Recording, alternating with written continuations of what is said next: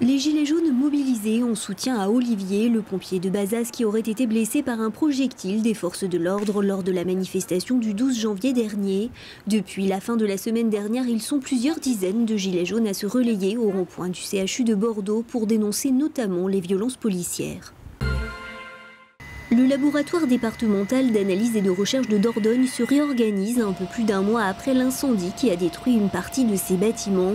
Le matériel technique avait été détruit, mais l'aile administrative avait été, elle, épargnée. C'est donc cette partie du bâtiment qui va être aménagée au plus tard, d'ici début mars, pour accueillir 40 employés qui reprendront les analyses sur place, et ce, en attendant les travaux de reconstruction de l'ensemble du laboratoire.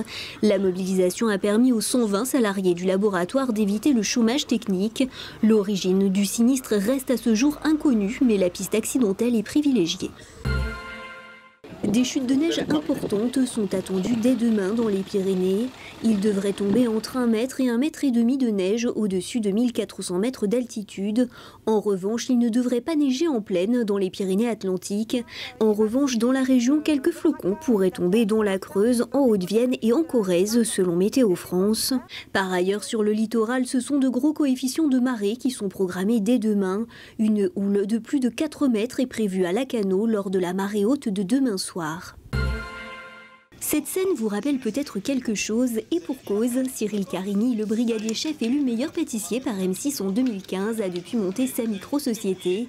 Il donne des cours de pâtisserie régulièrement et il travaille notamment pour des marques partenaires avec lesquelles il fait des animations qui font salle comble à chaque fois.